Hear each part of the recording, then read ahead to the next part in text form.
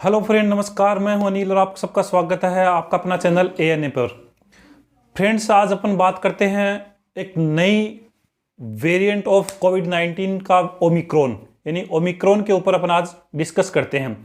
Omicron क्या है, किस टाइप का है, कैसी प्रवृत्ति है, कैसे इसकी ट्रांसमिसिबिलिटी है और कैसे इसका बिहेव है, किस प्रकार के इससे सिम्टम्स आते हैं और क्या इसकी इससे सीवियरिटी है, क्या इससे डेथ रेट है। इनके बारे में आज अपन सिंपली डिस्कस करने आए हैं। आज किसी प्रकार की कोई क्लास नहीं। ओमिक्रॉन क्या है कि 26 नवंबर को डब्ल्यूएचओ आप सभी जानते हैं, एक ऐसी ऑर्गेनाइजेशन, एक ऐसी संस्था है, वर्ल्ड हेल्थ ऑर्गेनाइजेशन, जो कि वर्ल्ड के हेल्थ के लिए काम करती है, विश्व के स्वास्थ्य के लिए। तो डब्ल्यूएचओ ने 26 नवंबर को क्या कहता है, एक नया वेरिएंट जो है B.1.1.529, यानी एक नया वेरिएंट है जिसको नॉमिनेट किया था किस नाम से, ओमिक्रॉन के नाम से। यानी कि 26 नवंबर को डब्ल्यूएचओ ने एक नया वेरिएंट यानी कि कोविड-19 का एक नया वेरिएंट B.1.1.529 को फाइंड आउट किया था और उसका नाम नॉमिनेट किया था उसको ओमिक्रॉन के नाम से। डब्ल्यूएचओ की एक TAGVE यानी एक डब्ल्यूएचओ की जो है technical advisory group on virus evolution, TAGVE short में अपन बोल सकते हैं, technical advisory group on virus evolution, यानी कि वो टेक्निकल टीम है जो कि वायरस के बारे में इवॉल्वेट करती है कि किस प्रकृति का वायरस है, किस तरह से काम करता है, किस तरह से नुकसानदेह है और इसका ट्रीटमेंट कैसे क्या होगा। तो उस टीम ने क्या किया था, उसने कहा था कि जो कोविड-19 का जो वायरस है उसके काफ़ी म्यूटेंट हैं, क्या यानी कि वो किसी भी रूप में परिवर्तन हो सकता है, काफ़ी म्यूटेंट है उसके। म्यूटेंट का मतलब है कि वो वायरस किस किस प्रवृत्ति का हो सकता है। तो उसी में एक म्यूटेंट है ओमिक्रॉन, जो कि अभी काफ़ी देशों में फैल चुका है, अपने देश में भी फैल चुका है और लगभग काफ़ी स्टेट के अंदर, इंडिया के काफ़ी स्टेट में अभी अपना प्रभाव धीरे धीरे जमा रहा है और जो कि लोगों में एक भय बना रखा है, लोगों में एक डर बन रहा है और गवर्नमेंट है वो इसके ऊपर नए इम्प्लीमेंट कर रही है, नए लोगों को एडवाइजरी जारी कर रही है। तो अपन आज ये तो था ओमिक्रॉन के बारे में, यानी ओमिक्रॉन क्या है। अब अपन बात करते हैं कि इसकी ट्रांसमिसिबिलिटी कैसी है, यानी ये किस तरह से ट्रांसमिशन हो सकता है। तो it is not yet clear, यानी कि ये अभी तक क्लियर नहीं हुआ है कि ये किस प्रकार से, कितना जल्दी से, किस स्पीड से ट्रांसमिट हो रहा है।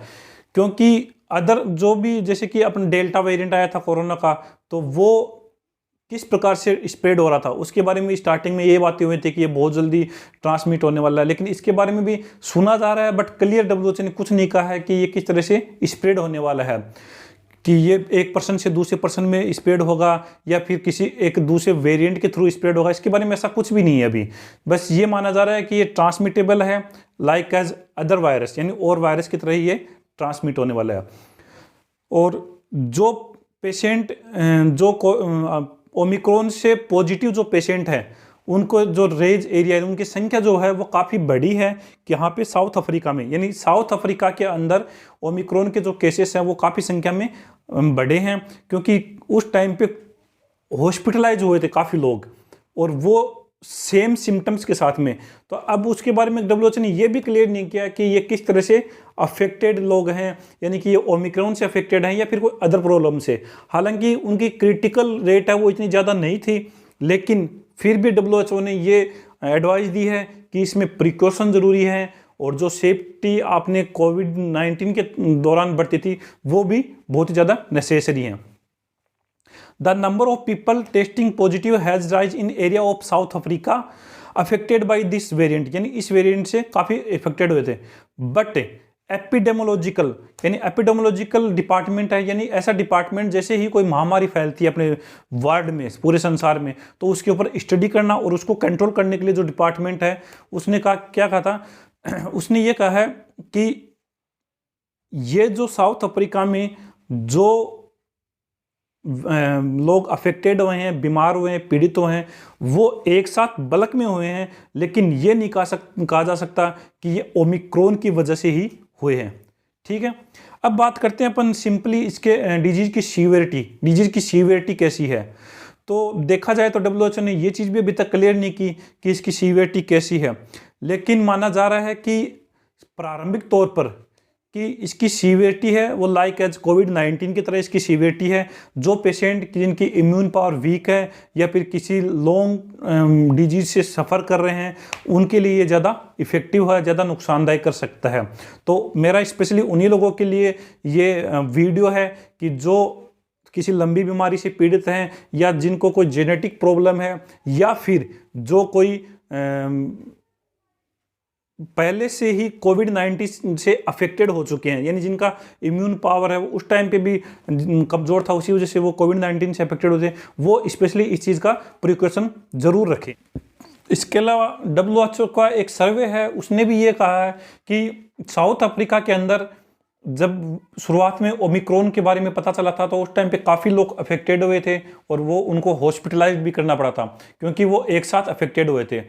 और जो कोविड-19 का जो सभी वायरस हैं, सभी प्रकार के वेरिएंट हैं कोविड-19 के, इंक्लूड डेल्टा वेरिएंट है, वो देखो सभी वेरिएंट है वो क्रिटिकल बताए गए हैं, चाहे उसमें डेल्टा वेरिएंट हो, कोई कोविड-19 के जो भी वेरिएंट है, ओमिक्रॉन है, उसको भी काफ़ी रिस्की बताया गया है।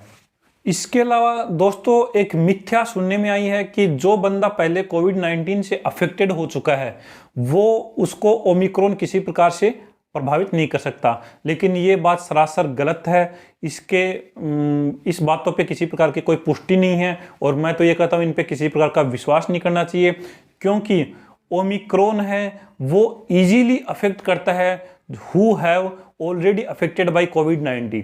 जिसने कोविड-19 से पहले अफेक्टेड हो चुका है उसको ओमिक्रॉन भी इजीली अफेक्ट कर रहा है। ये एक WHO की गाइडलाइन में डाली हुई एक लाइन है, ठीक है। अब बात करते हैं अपन वैक्सीन। सबसे मोटी बात आती है कि भाई मैं तो वैक्सीनेटेड हूँ तो मुझे ओमिक्रॉन नहीं होना चाहिए, लेकिन वैक्सीनेटेड का WHO ने कोई स्पेशली तो गाइडलाइन जारी की नहीं। उन्होंने ये जरूर किया कि जो बंदा प्रॉपरली वैक्सीनेटेड है, यानी कि 2 वैक्सीनेटेड है, first dose and second dose, उस बंदे को ये ओमिक्रॉन वायरस है वो अफेक्ट करता है, लेकिन उसकी जो अफेक्ट करने का जो क्षमता है वो कम है। यानी कि एक बंदा जो नॉन वैक्सीनेटेड है, जिसके वैक्सीनेटेड नहीं है, वो ज़्यादा प्रभावित होगा बजाय वैक्सीनेटेड पर्सन के।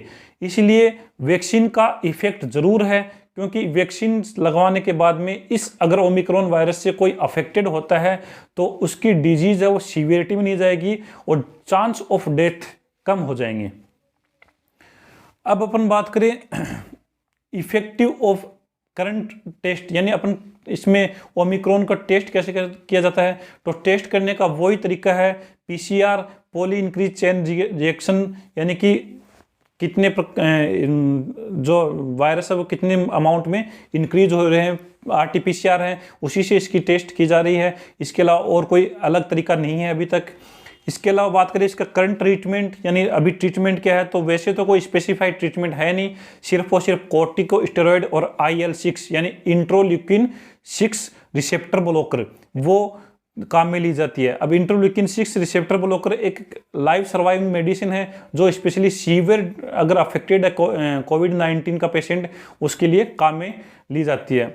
तो फ्रेंड्स, ये था नॉर्मली बेसिकली ओमिक्रॉन के बारे में जानकारी, जो कि अभी तक WHO के द्वारा यही गाइडलाइन जारी की गई है। यही इसके बारे में थोड़ा सा इस वायरस की परवर्ती प्रकृति के बारे में स्टडी अभी जारी है।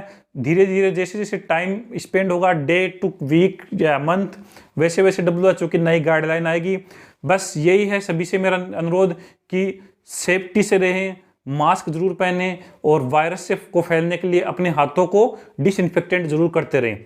और इसके साथ ये है कि मेरे नए नए अपकमिंग वीडियोज़ हैं अकॉर्डिंग टू कोविड-19 या अलग अलग डिजीज़ पे आते रहते हैं। तो फ्रेंड्स, मेरे चैनल को सब्सक्राइब करें और आने वाले वीडियोज़ के बारे में ज़्यादा से ज़्यादा जानकारी प्राप्त करें। Thank you.